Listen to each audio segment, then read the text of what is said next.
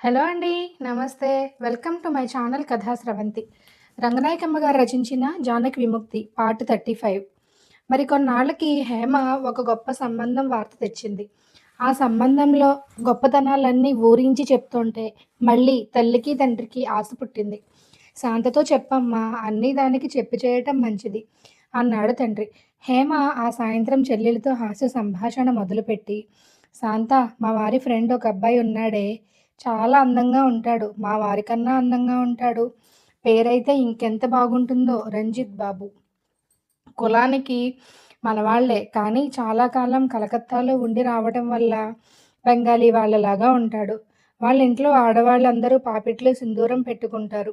మీ బావగారు నన్ను కూడా అలా పెట్టుకోమంటే అప్పుడప్పుడు ఇంట్లో పెట్టుకుంటున్నాను, కానీ బయటికి వచ్చేటప్పుడు పెట్టుకోవాలంటే సిగ్గేసి మానేసాలే. నిన్నోసారి రంజిత్ వాళ్ళింటికి తీసుకెళ్తానే, వాళ్ళందరినీ చూడొచ్చు. రంజిత్‌కి పెళ్లి సంబంధాలు చూస్తున్నారులే. చదువుకున్న అమ్మాయినైతేనే చేసుకుంటానని అతను తెగేసి చెప్పేశాడు. కట్నాలవి తీసుకోడట.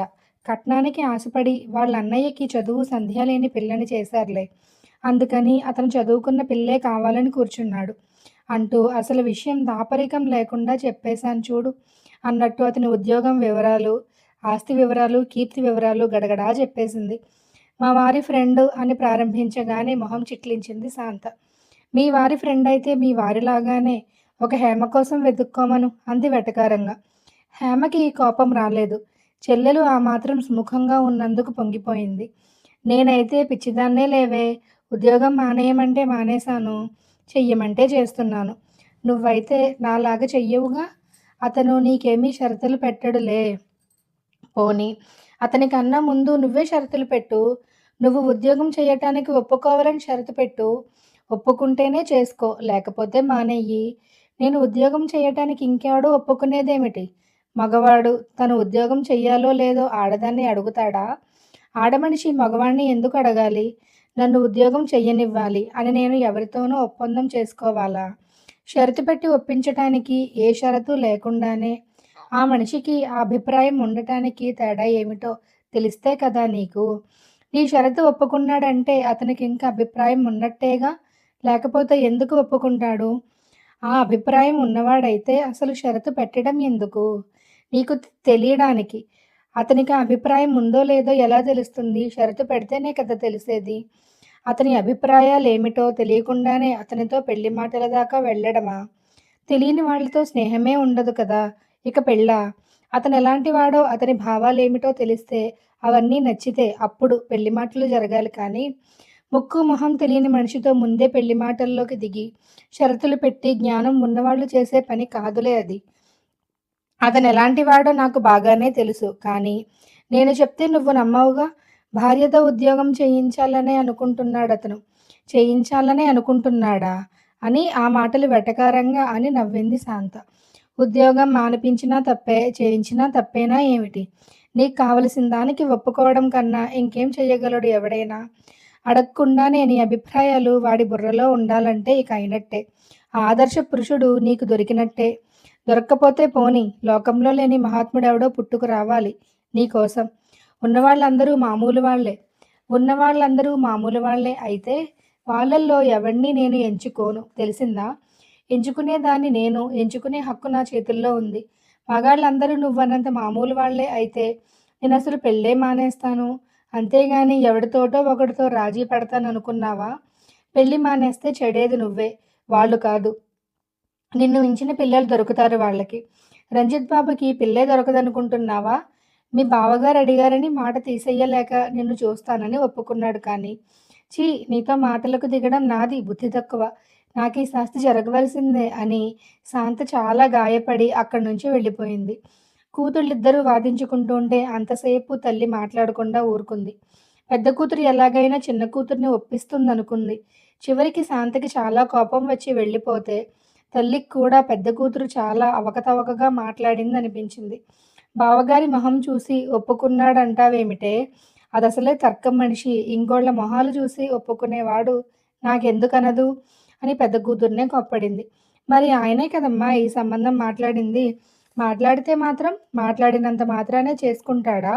పిల్ల అందచందాలు నచ్చితేనే చేసుకుంటాడు కానీ, మాట్లాడిన వాళ్ళ మొహాలు చూసే పెళ్ళిళ్ళు చేసుకుంటారా అని తల్లి శాంతలాగా వాదించింది. తల్లికున్నపాటి జ్ఞానం కూడా తను ప్రదర్శించినందుకు ఉక్రోషపడి మొహం ముడుచుకుంది హేమ. ఆ రోజుతో శాంత పెళ్లి గురించి శాంత ముందు మాట్లాడడం అందరూ మానేశారు. శాంత సత్యాన్ని ఇంటికి తీసుకొచ్చిన రోజున అందరి మొహాల్లోనూ కలకలం బయలుదేరింది. సత్యంతో తనకి లైబ్రరీలో పరిచయమని, బస్సులో కనబడితే తీసుకొచ్చానని ఎంత చెప్పినా, ఎవరతను? నీకెలా తెలుసు? అని అడిగిన ప్రశ్నలే తిరగా బోర్లా వేసి అడిగారు తల్లి, అక్కను. సమయానికి హరి ఇంట్లో ఉన్నాడు. అప్పుడు పెద్దక్క కోసం తెచ్చిన పుస్తకం వెళ్ళింటికే వెళ్ళి ఇచ్చానని అతను చెప్తే, శాంత మాటల్లో దాపరికం లేదని అప్పటికి నమ్మారు. అయినా ఆ తరువాత కూడా తల్లి అతను మనవాళ్ళేనా అని అడిగింది. ఇంటికొచ్చే వాళ్ళ కులాలు, గోత్రాలు వాకబు చెయ్యాలా అమ్మా? అంది శాంత విసిగేసి. నీ క్లయింట్లొస్తే ఎప్పుడన్నా అడిగానా ఏమిటే? ఇతను మనవాళ్ళలాగా అనిపిస్తేను. ఇతనొక్కడే అనిపించాడా మనవాళ్ళలాగా? ఆఫీసు పనంతా సీనియర్ ఇంటి దగ్గరే జరిగినా, శాంత దగ్గరికి కూడా అప్పుడప్పుడు క్లయింట్లు వస్తూ ఉంటారు. వాళ్ళ కులాలవి అడిగే పని ఎప్పుడూ చెయ్యరు ఇంట్లో. పోనీ అడిగిన దానికి చెప్తే నీ సొమ్మేం పోతుంది అంది తల్లి రెట్టిస్తూ. శాంత ఏం చెప్తుందోనని తల్లి కన్నా ఆత్రంగా చెవులు రిక్కించింది హేమ. ఏమో, అతను మీ కులం వాడో కాదో నాకేం తెలుసు. అదేమిటి? నీ కులం వేరేమిటి? అక్క, నాకు కులం లేదు. ఇదెప్పటినుంచి తల్లి? బాగుంది వరస. రోజురోజుకి బాగానే తయారవుతున్నావు అక్క. వారం రోజుల తర్వాత సత్యం లైబ్రరీలో కనపడితే శాంత నవ్వుతూ, మొన్న మీరు వెళ్ళాక మీ కులం ఏమిటని మా అమ్మ, అక్క పట్టుకున్నారు నన్ను అంది. ఏం చెప్పారు మరి? నాకు తెలిస్తేగా చెప్పటానికి. అయితే ఇప్పుడు చెప్పాలంటారా? నాకక్కర్లేదు కానీ ఒక కాగితం మీద రాసి కవర్లో పెట్టి ఇవ్వండి. మా చిన్నక్కకిస్తాను. మీ కులం ఏమిటో తెలియక ఆవిడ ఆ రోజు నుంచి మంచం పట్టింది. పోనీ అదేదో చెప్పేస్తే మంచం దిగుతుంది కదా అని. అంతే. ఆవిడంటే మీకు చాలా కోపం అనుకుంటాను అన్నాడు సత్యం నవ్వి. ఆ! చాలా కోపమే. కోపం ఎందుకులెండి పాపం. జాలిపడండి. ఆవిడ ఆత్మాభివృద్ధికి ప్రార్థించండి. ఆ పనే చెయ్యాలేమో ఇక. ఆ మార్గం ఒక్కటే మిగిలింది. అప్పటికి శాంతతో సత్యానికి చాలా తక్కువ పరిచయమే. ఆమె ఏమైనా మాట్లాడుతుంటే పుస్తకాల గురించో, కోర్టు కేసుల గురించో, స్నేహితుల గురించో, ఇంట్లో వాళ్ళ గురించో ఏం మాట్లాడినా ఆమె భావాల్ని గ్రహించడానికి ప్రయత్నించేవాడు. సాహిత్యం సీరియస్‌గా చదువుతుందని, స్వతంత్రంగా ఆలోచిస్తుందని అర్థం చేసుకోగలిగాడు. చదువు పూర్తయిన దగ్గర నుంచి పెళ్లివారి కోసం ఎదురుతెన్నులు చూస్తూ, వీధి గుమ్మాలు పట్టుకు వేళ్లాడకుండా ముందు స్వతంత్ర సంపాదన ఉండాలనే పట్టుదలతో ఉందని తెలిసాక శాంతంటే చాలా గౌరవం కలిగింది. శాంత మీద సదభిప్రాయం బలపడుతున్న రోజుల్లో ఒక విషయం జరిగి, సత్యానికి ఆమె మీద చాలా అసంతృప్తి ప్రారంభమైంది. ఒకరోజు సాయంత్రం సత్యం లైబ్రరీ నుంచి బయటికి వస్తూ ఉంటే, అప్పుడే వస్తూ శాంత అతనికి ఎదురుపడింది. ఆమె వేషంలో ఏదో పెద్ద మార్పు ఉందని మొదటి చూపులోనే అనిపించింది. కానీ అదేమిటో వెంటనే గ్రహించలేకపోయాడు. ఆమె ఏదో మాట్లాడబోతూ నిలబడి రుమాలతో మెడ తుడుచుకుంటూ ఉంటే గాజులు ఘల్లుమన్నాయి. చేతుల నిండా గాజులున్నాయి శాంతకి. వేళ్ళకి ఉంగరాలున్నాయి. చెవులకేవో వేళ్లాడుతున్నాయి. మెడలో కూడా ధగధగలాడేదేదో ఉంది. ఆ వేషంతో శాంతని చూస్తే సత్యానికి తల తిరిగిపోయింది. నిజమేనా అన్నట్టు నిర్ఘాంతపోయి చూశాడు. వెళ్ళిపోతున్నారా మీరు? ఎంతసేపయింది వచ్చి? అని చిరునవ్వుతో పలకరించింది శాంత. సత్యం వెంటనే మాట్లాడలేకపోయాడు. మాటలు రానట్టు అలాగే నించున్నాడు. అలా ఉన్నారే అని శాంత ఆశ్చర్యంగా చూసింది. ముత్తైదువ వేషం వేశారేమిటి? అంటూ ఆ గాజుల వైపు చూస్తూ మొహం చిట్లించాడు. శాంతకి అర్థం కాక, ఏం వేషం? గాజులా? అప్పుడప్పుడు వేసుకుంటానే, మీరు చూడలేదా? అంది కొంచెం నవ్వి. చూసినట్టు గుర్తులేదులెండి. కోర్టున్న రోజుల్లో ఏవీ పెట్టుకోను కానీ సెలవు రోజులైతే గాజులు అవి సరదాయే నాకు. మీరు చూసే ఉంటారు. చూసి ఉండను, వెళతాను అని సంభాషణ తెంపేసి కదిలి చకచకా నడిచి వెళ్ళిపోయాడు. శాంత తెల్లబోయింది. ఏమీ అర్థం కాలేదు. మాట్లాడుతుంటే తోసేసుకుని వెళ్ళడం. అతను అలా ఎప్పుడూ ప్రవర్తించలేదు. తొందర పని మీద వెళ్తున్నాడేమో. సత్యం గారు అని వెనక నుంచి పిలిచి దగ్గరికి వెళ్ళింది. ఎక్కడికెళ్తున్నారు? ఇంటికేనా? నేను ఉషా మీ ఇంటికి వద్దామనుకుంటున్నాం ఇవ్వాళ. మీ దగ్గరున్న పాత పాటలేవో తను రికార్డు చేసుకుంటానంది. నేనీ పుస్తకాలిచ్చి వచ్చేస్తాను. కొంచెం ఆగండి. దారిలో ఉషను తీసుకుని వెళదాం. మీరిద్దరూ వెళ్ళండి. మా అమ్మ ఉంటుంది ఇంటి దగ్గర. ఏం, మీరు రావటం లేదా? ఎక్కడికి వెళుతున్నారు? ఎక్కడికీ లేదు. ఇంటికే బయలుదేరాను. కానీ మీతో ఇప్పుడు రాను. ఇలాంటి గాజులు గలగలా రావాల్లో నేనుండలేను. మీరు వెళ్ళండి అని మొహం తిప్పేశాడు. శాంతకి అర్థమే కాలేదు అతనేమంటున్నాడో. హాస్యమేమో అనుకుంది మొదట. అతని మొహం మీద చిరునవ్వన్నా లేదు. తనని చూసి చూడగానే సీరియస్‌గా అయిపోయాడు. గాజులు చూడగానే అంత సీరియస్ అయ్యారేమిటి? చాలా ఆశ్చర్యంగా ఉంది అంది తెల్లబోతూ. నాకు చాలా ఆశ్చర్యంగానే ఉంది. మీలో ఇంత సామాన్యమైన ఆడతనం చూసి. నోరు తెరిస్తే పెద్ద పెద్ద అభ్యుదయం మాటలు గుప్పించేస్తారు. అమ్మమ్మల వేషం మాత్రం వదిలిపెట్టరు. చేతుల నిండా మలరాల్లాగా గాజులు, ఉంగరాలు, లోలాక్కులు, ముక్కు పుడకలు, మొహాల నిండా పూలరమ్మ బొట్లు, పసుపులు, కుంకాలు అంతా పాత రోత వేషం. డాక్టర్లైనా, లాయర్లైనా ఒళ్ళంతా ఆ సామానంతా తగిలించుకుని తిరగడానికి సిగ్గెయ్యదు మీకు?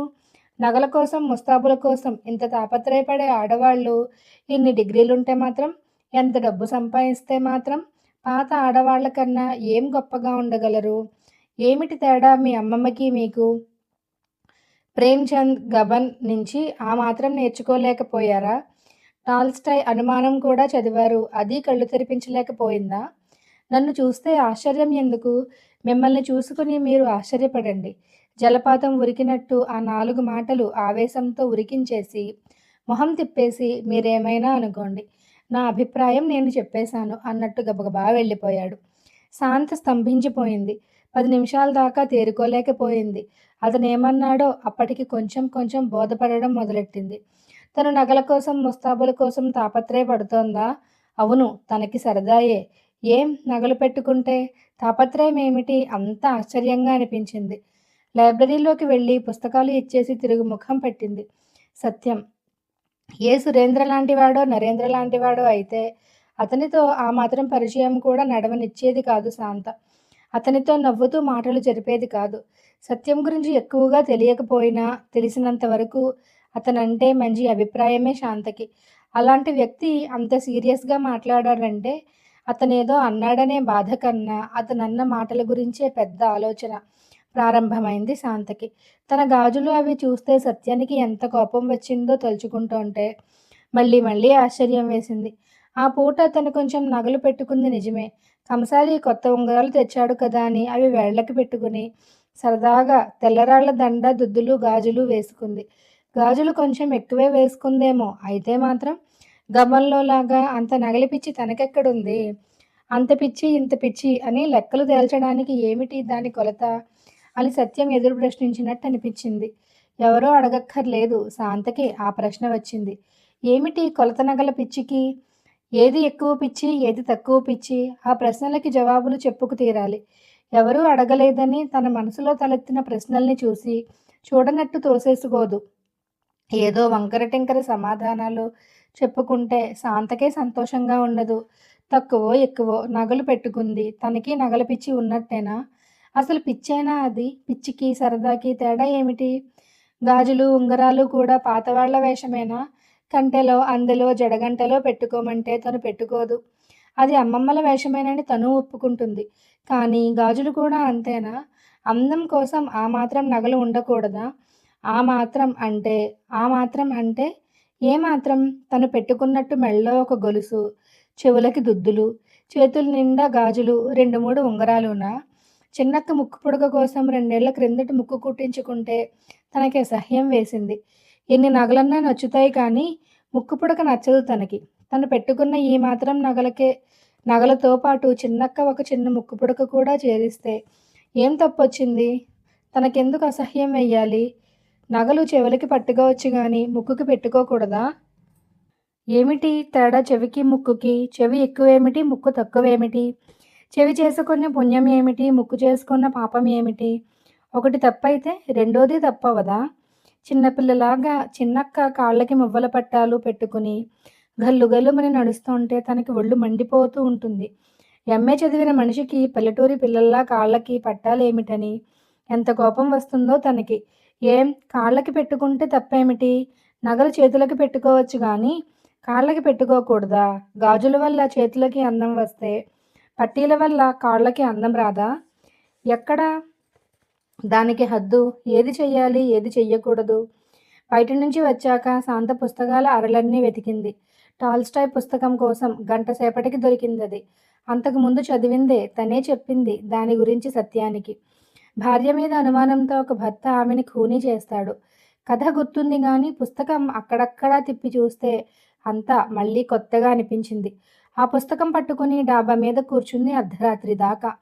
ఆ కథలో ఉన్నదంతా సంఘం మీద విమర్శే. ఆ విమర్శలు తీసేస్తే కథ చాలా చిన్నదే. ప్రేమ గురించి, ఆడామగ సంబంధాల గురించి ఆయనెప్పుడూ విమర్శిస్తూనే ఉంటాడు. ఆడవాళ్ళ ముస్తాబుల గురించి బోలెడు విమర్శలు చేశాడు అందులో.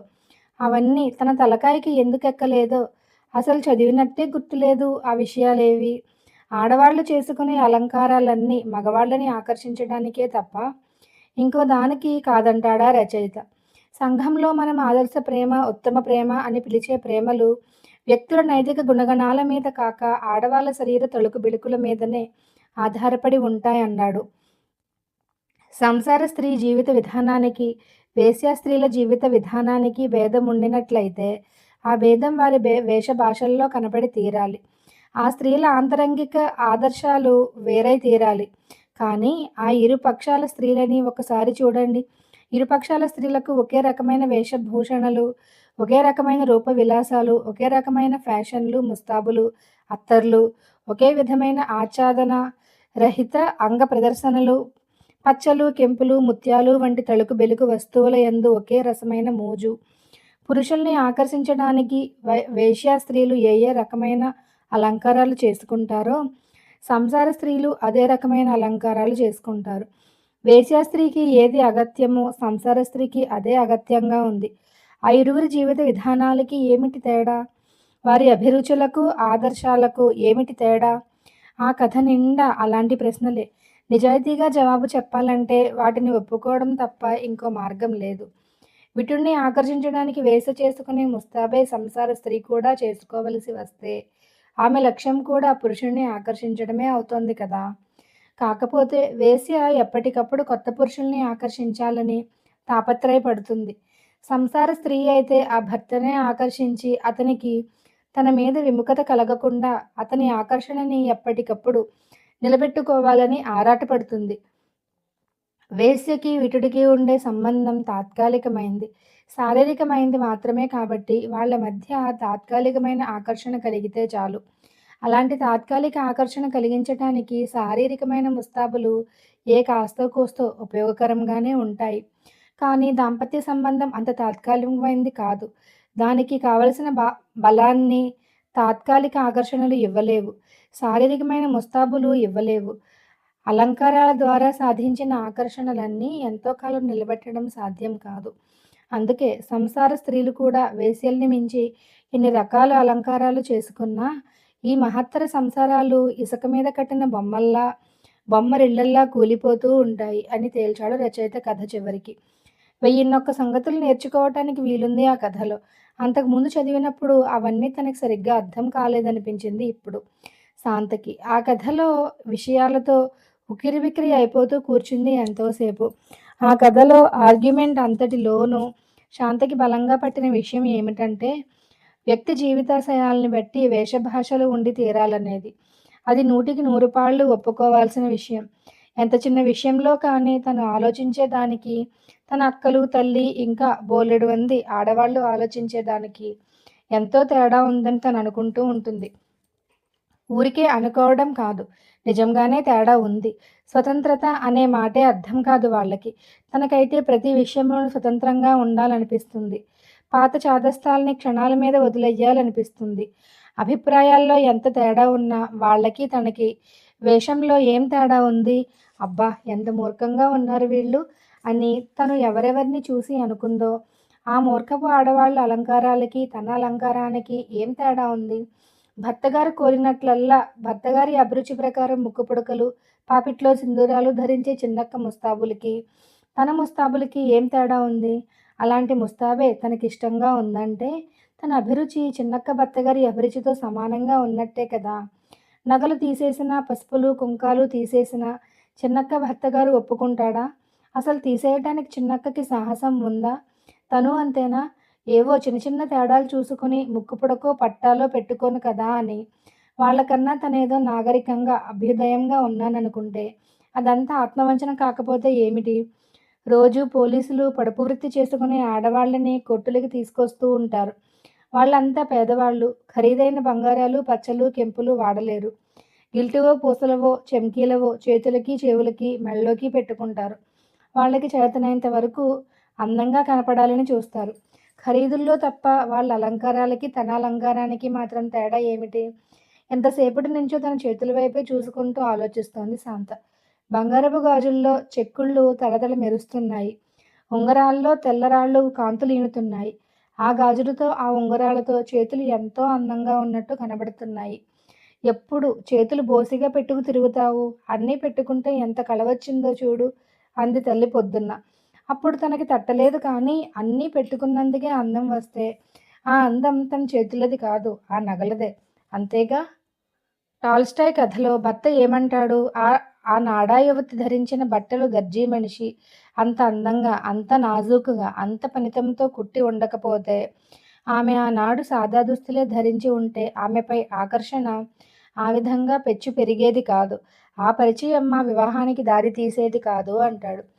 ఈ ఉంగరాలకి, గాజులకి అంత పనితనం లేకపోతే, వీటి చేత మొద్దుగా, బండగా ఉంటే తన చేతులకి ఈ అందం లేనట్టేనా? ఈ అందానికి కొంత కారణం ఆ బంగారం, కొంత కారణం ఆ రాళ్ళు, కొంత కారణం ఆ కంసాల నేర్పరితనం. అవన్నీ తీసేస్తే మిగిలిందే తన అందం.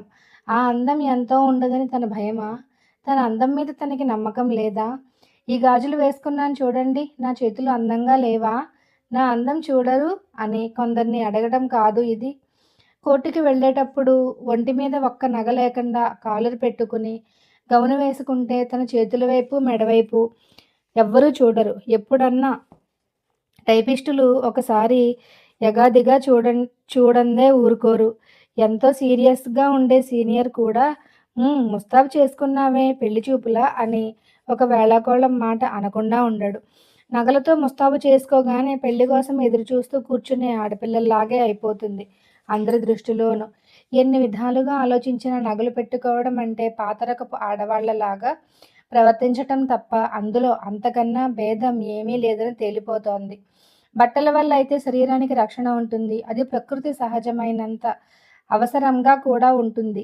చాలా సందర్భాల్లో నగల వల్ల అలాంటి అవసరం ఏముంది శరీరానికి? అది 100కి 100 పాళ్ళు సాంఘిక వ్యవహారమే. సహజత్వం లేని సాంఘిక వ్యవహారాన్ని పాటించవలసిన అవసరం ఏముంది? పైగా దానివల్ల బోలెడు నష్టాలు, అవమానాలు కనబడుతుంటే, ఆలోచనల్లో ఒక పక్క ఆర్గ్యుమెంట్ నడుస్తోన్నా కూడా నగల మీద ఇంకా ఏదో ఇష్టం వదలనట్టు అనిపిస్తోంది శాంతకి. నగలు లేకపోతే అందం ఉంటుందా అన్న సందేహం అంతరంతరాలలో తారట్లాడుతోంది. నగలు లేకపోతే శరీరాల అందమే పోతుందా? అయితే మగవాళ్ళ చేతులకి, కంఠాలకి అందమే లేదనుకోవాలా? నగలు లేకుండానే వాళ్ళ శరీరాల్లో అందాలు చూడడం సాధ్యం కావటం లేదా? నగలు లేకపోతే వాళ్ళ ముక్కులు, చెవులు బోసిపోతున్నాయా? అంతా అలవాటులోనే ఉంటుంది. ఆడవాళ్ళు కూడా నగలు మానేస్తే నగలు లేని శరీరాలే అలవాటైపోతాయి. అందులో లోపం ఏముంటుంది? ఆడవాళ్ళా, మగవాళ్ళా అనే తేడా ఉండదు. శరీరాలు సహజంగానే అందమైనవి. సహజత్వమే అందం. దాని అందాన్ని చూడటానికి వేరే సాధనాల అవసరం ఏమిటి? ప్రకృతి ఏ నగలు పెట్టుకుని అందంగా ఉంటుంది? పక్షులు, జంతువులు ఏ నగలు పెట్టుకుని అందంగా ఉంటాయి? మానవ శరీరాలలో కూడా అంత సహజమైన అందాలు చూడటం అలవాటు లేకే నగలు లేని శరీరాలకి అందం లేదనుకోవటం, నగల మీద మోజు వదలని వాళ్ళకి నిజంగానే అవి లేని శరీరాల్లో అందం కనబడదేమో. నగలతోటే అందాలు చూడాలంటే దానికి ఒక హద్దేముంటుంది? ఈ నగలు వెండివైతే కొంత అందం, బంగారానివైతే ఇంకాస్త అందం, రత్నాలో, మణిలో, మాణిక్యాలో అయితే చెప్పలేనంత అందం. ఎక్కడ దానికి అంతం? ఆ లెక్కన మణిలో, మాణిక్యాలో ధరించే మహారాణులు, మహారాజులు మాత్రమే అందమైన వాళ్ళన్నమాట. అంతేగా? అన్ని సందేహాల్లోనూ తనని తను పూర్తిగా ఓడించుకుంది శాంత. నగలు పెట్టుకోవడం ఇదిగో ఇందుకు అవసరం, ఇందులో ఈ ఫలానా మంచి లక్షణం ఉంది అని చెప్పుకోవటానికి ఒక్క కారణం కూడా కనిపెట్టలేకపోయింది. తను ఆలోచన లేని విషయాలు ఇంకా ఏమైనా ఉన్నాయేమోనన్న సందేహం ఒక్కటే మిగిలింది. ఆ మర్నాడు ఉషను చూడగానే సత్యం కేకలతో ఏకరువు పెట్టి తన ఆలోచనలన్నీ చెప్పేసింది. ఆ రోజు కోర్టులో ఎప్పుడు ఖాళీ దొరికినా ఆ విషయమే మాట్లాడుకున్నారిద్దరు. ఉష కూడా శాంతలాగానే మొదట్లో రకరకాల సందేహాలు వెలిబుచ్చింది. నగలు లేకపోతే అందం ఉంటుందా అని ఆ పాయింటే పట్టుకు వేళ్లాడింది చాలాసేపు. ఉషకి అసలు నగల మీద పెద్ద శ్రద్ధే లేదు. శాంతైన అప్పుడప్పుడు గాజులవి వేసుకుంటుంది కానీ, తనైతే అదీ లేదు. మొదట ఫ్యాషన్ కోసం తీసేయడం ప్రారంభించింది. తరువాత అలాగే అలవాటైపోయింది. కానీ, ఆ తీసేయటం పూర్తిగా తీసేయాలంటే మాత్రం ఆ నగల్లో ఏదో గొప్పతనం హఠాత్తుగా ప్రత్యక్షమైంది. నగలు లేకపోతే అందం ఉండదా? నువ్వెప్పుడూ తీసేస్తూనే ఉంటావుగా! అందవికారంగా ఉందామని ఆ పని చేస్తున్నావా? అని వాదించింది శాంత. ఉష సందేహాలన్నిటికీ తన సందేహాలు చెప్పింది. అవుననుకో, అవుననుకో అని ఉష ఒక్కో పాయింట్‌ని ఒప్పుకోక తప్పలేదు. ఇదంతా ఉత్త అలవాటు ఉషా! ఉత్త చాదస్తపు సెంటిమెంటు. అందులో నాకిప్పుడేం సందేహం లేదు. చదువులు, ఉద్యోగాలు లేని మామూలు ఆడవాళ్ల పరిస్థితి వేరు. వాళ్ళకైతే ఒకటో రెండో నగలు ఉంటే ఏదన్నా అవసరానికి ఆదుకుంటాయనే ధైర్యం ఉండొచ్చు. అలాంటి అవసరం మనకేమిటి? ఆడవాళ్ళకి గాజులు, పూసలు, పసుపులు, కుంకాలు ఉండాలనే దృష్టి మనకెలాగూ లేదు కదా! అబ్బే అందుకు కాదు. ఆ చాదస్తాలెవడు లెక్క చేస్తాడు కానీ, అందం గురించే నా మనసు పీకుతోంది. నగలు లేని మగవాళ్ళు అందంగా ఉండడం లేదా ఉషా? మనకి ఇది అలవాటయిపోయిందిగా శాంత. మన అలవాట్లకి, మన తర్కానికి పొసగని పరిస్థితి వస్తే దేని ప్రకారం నడుస్తాం? సందేహం ఏమిటిలే తర్కం ప్రకారమే నడుస్తాం. మరింకేం అలవాట్లు మార్చుకుందాం. మన తర్కమే కరెక్ట్ అని నమ్మకం ఏమిటి? అందులో మనకి తెలియని లొసుగులెన్నో ఉన్నాయో.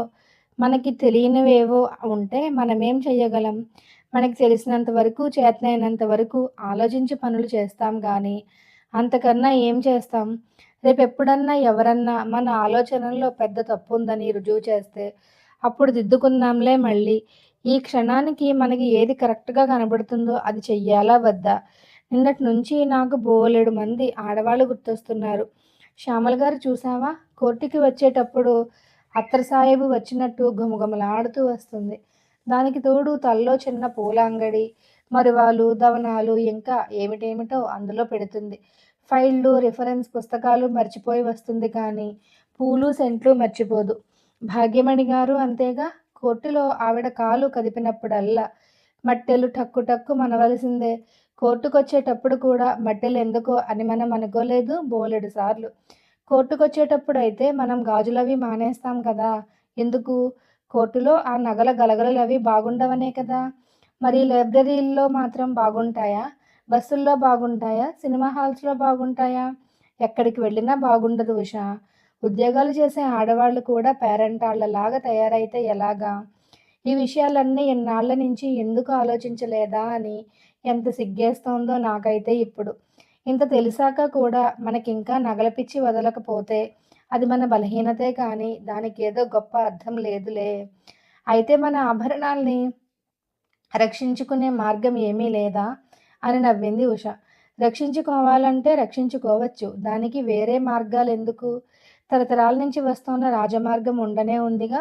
ఆభరణాలు ధరించకపోతే ఆడతనమే పోతుంది అనే మార్గం. అంతకన్నా అసలు సిసలైన మార్గం ఏం కావాలి? అబ్బే! ఆ మార్గం నాకిష్టం లేదులే. మనం రేషనల్‌గా ఉందామా? సెంటిమెంటల్‌గా ఉందామా? అది తేల్చుకుంటే ఇది సెటిలయిపోతుంది. అది ఎప్పుడో తేలిపోయింది. మా వదినలాగానో, మా చిన్నక్కలాగానో మనం ఎలాగా ఉండలేం. ఉండాలన్నా ఉండలేం. సత్యం గారి మీద నాకు చాలా కృతజ్ఞతగా ఉంది ఉషా. మంచి ఫ్రెండు. ఎంత బాధ్యతగా, ఎంత నిర్మొహమాటంగా ప్రవర్తించాలో అలా ప్రవర్తించాడతను. సాయంత్రం ఉత్తరం రాస్తాను. ఉత్తరం ఎందుకు? మనం వెళదాం. పని కూడా ఉంది కదా! కానీ మనం ఇద్దరం ఒంటి మీద నల్లపూసంత వస్తువు కూడా లేకుండా వెళ్ళాలి. తెలుసా? సరేలే మరేం చేస్తాం అలాగే వెళదాం. ఈ పూట నుంచే అలవాటు చేసుకుందాం. వాళ్ళు వెళ్ళేటప్పటికి సత్యం బయటికి వెళ్ళడానికి సిద్ధంగా ఉన్నాడు. తాళం పట్టుకుని బయటికి రాబోతూ లోపలికి వచ్చిన వాళ్ళని చూసి కొంచెం ఆశ్చర్యపడ్డాడు. మీరు బయటికి వెళుతున్నారా? అని శాంతే మొదట పలకరించింది. అవును అన్నాడు సత్యం ముభావంగా. సుందరమ్మ గారు లేరా? మీరు లేకపోయినా ఆవిడ ఉంటారని వచ్చాం. ఉషా టేప్ రికార్డర్ తెచ్చుకుంది. పర్వాలేదు కూర్చోండి. రికార్డులన్నీ ఈ అలమారులో ఉన్నాయి. మీరు వెళ్ళేటప్పుడు తాళం మా పక్క వాళ్ళకిచ్చేయండి. మా అమ్మ పురాణానికి వెళ్ళినట్టుంది. నేను తొందరగా వెళ్ళాలి. ఉష కొంచెం హాస్యంగా మా గాజుల గలగల రావాలి లేకపోయినా వెళ్ళిపోతారా? అంది. సత్యం నవ్వలేదు. శాంత చిరునవ్వుతో చెప్పింది. మీరన్న మాటల గురించి నేను చాలా ఆలోచించానండి. ఉషా నేను ఇప్పటిదాకా అదే మాట్లాడుకున్నాం. మీరు చాలా రీజనబుల్‌గా మాట్లాడతారనిపించింది అంది దేనికో సంజాయిషీ ఇస్తోన్నట్టు. సత్యం కొంచెం తల వంచి నించున్నాడు. మీరు నన్ను సరిగ్గా అర్థం చేసుకున్నారో లేదోనని భయపడ్డాను. మీరు చదువుకోని మనిషి అయితే నేనలా మాట్లాడేవాడిని కాదు. చదువుకోని ఆడవాళ్ళ నుంచి నేనలాంటి మార్పు ఎక్స్‌పెక్ట్ చెయ్యటం లేదండీ. డాక్టర్ చదువు చదివినా, లాయర్ చదువు చదివినా, ఎంతెంత చదువులు చదివి, ఉద్యోగాలు చేస్తోన్నా మట్టెలు, ముక్కు పుడకలు కూడా వదల్లేనంత మూర్ఖత్వంలో ఉంటే, అలాంటి వాళ్ళని చూస్తే కోపం రావడం తప్పంటారా? గాజుల గ్రాడ్యుయేట్లని చూస్తే భరించలేనంత చేదరేస్తుంది నాకు. మీతో కొంచెం పరిచయం ఉంది గాబట్టి నా అభిప్రాయం చెప్పకుండా ఉండలేకపోయాను అన్నాడు గబగబా. అతని మాటల ఉరవడి ఉషకి కొంచెం నచ్చినట్టనిపించింది. అంత సీరియస్‌గా మాట్లాడాలా అన్నట్టు మీరనే విషయం మంచిదే గానీ మూర్ఖత్వం అనడం ఎందుకండీ? అలా మాట్లాడడం అమర్యాదగా ఉండదా? అంది. సత్యం అనునయంగానే జవాబు చెప్పాడు. అలా మాట్లాడడం నాకు కష్టంగానే ఉందండి. ఆడవాళ్ళ గురించి అమర్యాదగా మాట్లాడాలంటే నాకు చాలా బాధగా ఉంటుంది. కానీ మర్యాదకి అర్హులు కాని వాళ్ళ గురించి మర్యాదగా మాట్లాడడం ఎలాగా? మూర్ఖత్వాన్ని మూర్ఖత్వం అనక ఏమనాలి? విజ్ఞానం అనాలా? ఎదుటి వాళ్ళకి నచ్చే మాటలే మాట్లాడడం ఎంత కష్టమో, నచ్చని మాటలు మాట్లాడకుండా ఉండటం కూడా అంత కష్టమే. రెండో మనిషికి కష్టం కలగకుండా మాట్లాడాలంటే ఇక లోకంలో మాట్లాడడానికి ఏమీ ఉండదు. శాంత కూడా సత్యం మాటల్ని సమర్థిస్తూ, మూర్ఖంగా ఉన్న వాళ్ళని మూర్ఖంగా ఉన్నారనక ఏమంటారు? మనకంత బాధ వేస్తే మూర్ఖంగా ఉన్నందుకు బాధెయ్యాలి కానీ, ఆ మాట అన్నందుకు బాధెందుకు? అంది. నేను వెళ్తాలెండి. మీ పని చేసుకోండి అని సత్యం తాళాలు చూపించి చెప్పులు వేసుకుని వెళ్ళిపోయాడు. వాళ్ళిద్దరూ కూర్చొని పాటలు రికార్డ్ చేసుకుంటూ ఉంటే సుందరమ్మ వచ్చింది. వాళ్ళిద్దరూ అంతకు ముందు కూడా ఒకసారి వచ్చినప్పుడు ఆవిడ చక్కగానే మాట్లాడింది. వాళ్ళ వివరాలన్నీ అడిగింది. మళ్ళీ వాళ్ళని చూడగానే ఆవిడకి సంతోషం వేసింది. ఎప్పుడొచ్చారని పలకరించి తను కూడా పాటలు వింటూ పాత పాటల్లో ఏవేవి బాగుంటాయో, సత్యానికి ఏ పాటలు ఇష్టమో, సత్యం నాన్నగారికి ఏ పాటలు ఇష్టమో సరదాగా మాట్లాడుతూ కూర్చుంది. సుందరమ్మ బయట నుంచి వచ్చినప్పటి నుంచి వాళ్ళ బోసి చేతులు, ముక్కులు, చెవులు చూడ్డమే మొదలుపెట్టింది. చేతులు అవి అంత బోసిగా పెట్టుకున్నారేమిటి? రెండేసి గాజులన్నా వేసుకోండి, కళగా ఉంటుంది అంది చనువుగా. వాళ్ళిద్దరికీ నవ్వొచ్చింది. ఏం జవాబో చెప్పాలో చప్పున తోచలేదు. కోర్టుకి వెళ్తాం కదండీ! గాజుల వల్ల గలగల్లాడుతూ ఉంటే బాగుండదని అని గొణిగింది శాంత. పోనీ ఒక్కో బంగారం గాజు వేసుకోండి, అదేం గలగల్లాడుతుంది అంది. ఉష శాంతని చూసి నవ్వింది. మన తర్కంలో లొసుగు ఇదేనేమో అన్నట్టు సుందరమ్మని చూసి. మేం గాజులు వేసుకొస్తే మీ అబ్బాయి గుమ్మం ఎక్కనిచ్చేవాడు కాదండి బాబు. నిన్న శాంతని పట్టుకొని తిట్టాడు. మేము హడలిపోయి బొట్లు కూడా తీసేసి వచ్చాం. ఇంక పెట్టుకోంలెండి, అన్నీ మానేస్తాం అని నవ్వుతూ చెప్పింది. సుందరమ్మ ఆశ్చర్యంగా విని అలాగా? అలా అన్నాడా? నన్నైతే బొట్టు పెట్టుకోమనేవాడే. భర్త లేకపోతే బొట్టు గాజులు మానెయ్యాలా అనేవాడే. మిమ్మల్ని మానెయ్యమన్నాడా? ఉష సుందరమ్మని తెల్లబోతూ చూసింది. మిమ్మల్ని బొట్టు పెట్టుకోమనేవాడా? మమ్మల్ని మానెయ్యమన్నాడే. మిమ్మల్ని మానెయ్యమన్నాడా? నన్ను పెట్టుకోమనే వాడమ్మా. సత్యం అంతేలెండి. అంతా తిరగాసు మనిషి. మీరలా చెయ్యకండమ్మా, తప్పు. మీకు రికార్డులు కావాలంటే నేనిస్తాగా. సత్యాన్ని అడగక్కర్లేదు. చక్కగా బొట్లు, గాజులు అన్నీ పెట్టుకోండి. అవి చాలాసేపు బోధించింది. అలాగేలెండి, అలాగేలెండి అని తలలు ఊపి, ఇద్దరూ పని అయ్యాక ఆవిడ ఇచ్చిన కాఫీలు తాగి కాసేపు మాట్లాడి బయటపడ్డారు. కథ కొనసాగుతుంది. మరిన్ని మంచి కథల కోసం మన ఛానల్‌ను తప్పకుండా సబ్స్క్రైబ్ చేసుకోండి.